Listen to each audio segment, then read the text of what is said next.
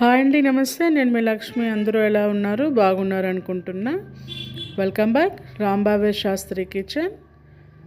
ఈరోజు నేను వచ్చి గోంగూర పువ్వులండి, గోంగూర చెట్టుకు పైన వచ్చే పువ్వులతో పచ్చడి చేస్తున్నా.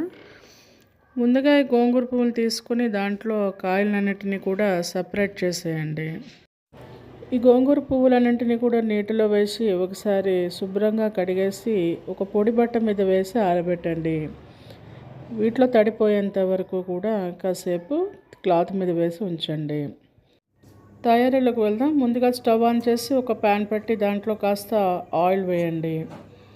ఆయిల్ వేడెక్కినాక కాస్త ఒక స్పూన్ జీలకర్ర, అలాగే ఒక టేబుల్ స్పూన్ మెంతులు కూడా యాడ్ చేయండి. అలాగే ఒక టేబుల్ స్పూన్ ధనియాలని కూడా యాడ్ చేయండి. వీటన్నింటినీ కూడా ఒకసారి లో ఫ్లేమ్లో బాగా ఫ్రై చేయండి. దీంట్లోకి కాస్త ఒక 10 ఎండుమిరపకాయలు, అలాగే ఒక 4-5 పచ్చిమిరపకాయలను కూడా యాడ్ చేసుకోండి. వీటన్నింటినీ కూడా లో ఫ్లేమ్లో ఇవన్నీ కూడా కాస్త ఫ్రై అయ్యేంత వరకు కూడా ఫ్రై చేయండి. దీంట్లో కాస్త గార్లిక్, వెల్లుల్లిపాయలు కూడా యాడ్ చేసుకోండి. ముందుగా మనం కడిగిన ఈ గోంగూర పువ్వులు ఆరినవన్నిటిని కూడా దీంట్లో వేయండి. పైన 2-3 గోంగూర ఆకులు కూడా వేస్తున్నాను. వీటన్నింటినీ కూడా వేసి ఒకసారి లో ఫ్లేమ్లో బాగా కలపండి. ఈ పువ్వుల్లో ఉన్న తడంతా పోయేంత వరకు కూడా ఇలా కాస్త దగ్గర పడేంత వరకు కూడా బాగా కలుపుతూ ఉండండి. ఇలా కలిపిన దాంట్లోకి ఈ పచ్చడికి సరిపడినంత, రుచికి సరిపడినంత ఉప్పు, కారం, కాస్త పసుపును కూడా యాడ్ చేయండి. ఈ పులుపు అనేది సరిపోతుంది. కావాలనుకునే వాళ్ళు కాస్త చింతపండును కూడా యాడ్ చేసుకోండి.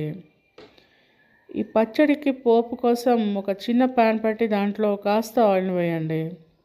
ఆయిల్ వేడెక్కాక స్పైసెస్, ఆవాలు, జీలకర్ర, కావాలనుకునే వాళ్ళు కాస్త మినపప్పు లేదా శనగపప్పును కూడా యాడ్ చేసుకోవచ్చు. దీంట్లోకి ఒక 3-4 ఎండుమిరపకాయలను కూడా చిన్న చిన్న ముక్కలుగా కట్ చేసి యాడ్ చేయండి. ఇవన్నీ కూడా లో ఫ్లేమ్లో కాస్త ఫ్రై చేసుకోండి.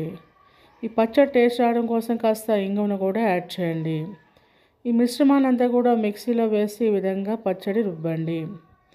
ఈ రుబ్బిన పచ్చడిని అంతటినీ కూడా ఒక బౌల్లోకి తీసుకొని మీరు ఆల్రెడీ ఇందాక ప్రిపేర్ చేసిన ఈ పోపు మిశ్రమాన్ని అంతా కూడా యాడ్ చేయండి.